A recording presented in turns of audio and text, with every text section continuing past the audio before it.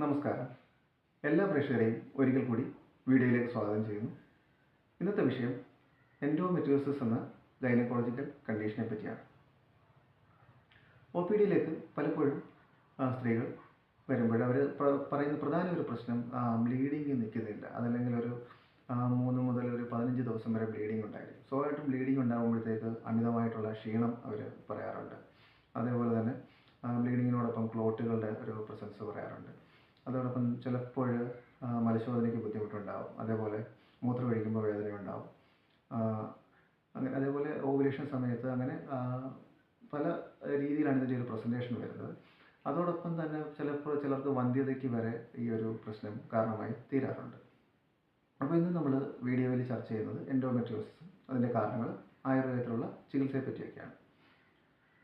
അപ്പോൾ ഇത് നേരത്തെ പറഞ്ഞ എൻഡോമെട്രിയോസിസ് ഒരു ഗൈനക്കോളജിക്കൽ കണ്ടീഷനാണ്. അത് പ്രധാനമായിട്ടും എൻഡോമെട്രിയോ എന്ന യൂട്രസിനകത്തുള്ള ലെയർ അത് യൂട്രസിന് പുറത്തേക്ക് വ്യാപിച്ച് പല സ്ഥലങ്ങളിലും എത്തിപ്പെട്ട് അത് അവിടെ സ്പ്രെഡ് ചെയ്യുകയും പിന്നീട് പലതരത്തിലുള്ള കോംപ്ലിക്കേഷൻസ് തീരുകയാണ് ചെയ്യുന്നത്. അപ്പോൾ ഇതിനൊരു പഠനങ്ങൾ പറയുന്നത് റിട്രോഗ്രേഡ് മെൻസ്ട്രേഷൻ അഥവാ സ്വാഭാവികമായിട്ടുണ്ടാകുന്ന മെൻസ്ട്രേഷന് പകരം അബ്നോർമലായിട്ട് ഈ മെൻസ്ട്രേഷൻ ഫലോപ്പിയൻ ട്യൂബിലേക്കും അതേപോലെ ഓവറീസിലേക്കൊക്കെ കടന്ന് അവിടുന്ന് പെരിറ്റോണിയൽ ക്യാവിറ്റിയിലേക്ക് എത്തിച്ചേർന്ന് അവിടെ സ്പ്രെഡ് ചെയ്യാനുള്ള സാധ്യതയാണ് പറയുന്നത്.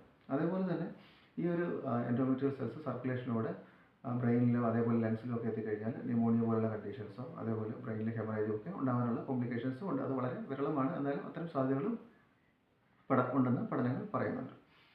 ഇനി നമുക്ക് ആയുർവേദത്തിലുള്ള എൻഡോമെട്രിയോസിസിൻ്റെ ഉള്ള ചികിത്സയെ പറ്റിയാണ് പ്രധാനമായിട്ടും. അപ്പോൾ പ്രധാനമായിട്ടും നമ്മൾ പറഞ്ഞ ഈ എൻഡോമെട്രിയൽ സെൽസ് യൂട്രസിന് പുറത്ത് വന്നത് പ്രധാനമായിട്ട് ഈ പറഞ്ഞ ഓവറീസിലോ അതേപോലെ ഫലോപ്പിയൻ ട്യൂബ്സിലോ ഓവേറിയൻ ലിഗമെന്റ്സിലോ ഒക്കെ ബാധിച്ചിട്ട് അവിടെ സ്വാഭാവികമായിട്ടും സ്റ്റിഫായി കഴിയുമ്പോഴത്തേക്കാണ് ഈ പറഞ്ഞ മലശോധനയ്ക്ക് ബുദ്ധിമുട്ടുണ്ടാകുമ്പോൾ അല്ലെങ്കിൽ ബ്ലാഡറിലോ അതേപോലെ രക്തത്തിനെയൊക്കെ ബാധിച്ചു കഴിഞ്ഞാൽ മലശോധനയ്ക്ക് ബുദ്ധിമുട്ടുണ്ടാകുമ്പോഴത്തേക്ക് പെയിൻ ഉണ്ടാകും. അല്ലെങ്കിൽ മലശോധന സമയത്ത് പെയിൻ ഉണ്ടാകും. അതല്ലെങ്കിൽ യൂറിൻ പാസ് ചെയ്യുന്ന സമയത്ത് പെയിൻ ഉണ്ടാവാം. ഒരു വേദന മാത്രമല്ല ഇതിൻ്റെ ഒരു പ്രധാന ലക്ഷണം, എന്നാൽ പോലും ഈ പറഞ്ഞ ഒരു ബ്ലീഡിങ് നിൽക്കാത്തൊരവസ്ഥ ഉണ്ടാവാം. അപ്പോൾ അങ്ങനെ വളരെയധികം ബുദ്ധിമുട്ട്, ശാരീരികവും മാനസികമായിട്ട് ബുദ്ധിമുട്ടൊക്കെ ആയിട്ടായിരിക്കാം രോഗികൾ OPDയിലേക്ക് വരുന്നത്. കാരണം ഒരു ഇത്രയും ബ്ലീഡിങ് ഉണ്ടായിക്കഴിഞ്ഞാൽ സ്വാഭാവികമായിട്ട് ഒരു അനീമിയയുടെ ചാൻസ് ഉണ്ട്, അമിതമായിട്ടുള്ള ശരീരത്തിന് ക്ഷീണം ഉണ്ടാകും. അതേപോലെ തന്നെ അത് ഈ പറഞ്ഞ ഒരുപാട് ഡിപ്രഷൻ പോലുള്ള കണ്ടീഷൻസ് അല്ലെങ്കിൽ കാരണം കണ്ടിന്യൂസ് ആയിട്ട് ഇങ്ങനെ ബ്ലീഡിങ് നിൽക്കുകയാണെങ്കിൽ അത് മാനസികമായിട്ട് അവരെ ബാധിക്കാനുള്ള സാധ്യതയൊക്കെ ഉണ്ട്. ഇനി നമുക്ക് ആയുർവേദത്തിലുള്ള ചികിത്സകളെ പറ്റി പറയുമ്പോൾ പ്രധാനമായിട്ടും ഈ ഒരു എക്സ്ട്രാ സെല്ലുകളുടെ ഒരു ഗ്രോത്തിനെ തടയുക എന്നുള്ളതാണ്. അപ്പോൾ ഈ ഗ്രോത്തിനെ സപ്ലൈ ചെയ്യുന്ന പ്രധാനമായിട്ടും ഒരു കാർബോഹൈഡ്രേറ്റ് ഡയറ്റ് അല്ലെങ്കിൽ ഷുഗർ ഡയറ്റുകളൊക്കെയാണ്. അപ്പോൾ ഇത്തരം ഡയറ്റുകൾ ആഹാരത്തിൽ റെസ്ട്രിക്ട് ചെയ്തുകൊണ്ട് ഒരു കീറ്റോസിസ് ഡയറ്റിലേക്ക് പ്ലാൻ ചെയ്യുക എന്നുള്ളതാണ് ആയുർവേദത്തിൽ പ്രധാനമായിട്ടും ഉദ്ദേശിക്കുന്ന ഒരു ചികിത്സ.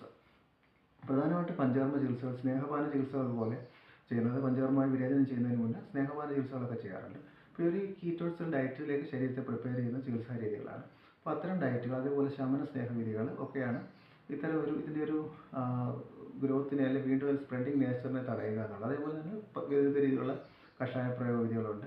അതേപോലെ തന്നെ പല രീതിയിലുള്ള മരുന്നുകൾ, ഔഷധ പ്രയോഗ വിധികൾ ഈ പറഞ്ഞ ഇതിൻ്റെ ഒരു ഗ്രോത്തിനെ തടയാൻ വേണ്ടി ആയുർവേദത്തിലും ചെയ്തു വരുന്നുണ്ട്.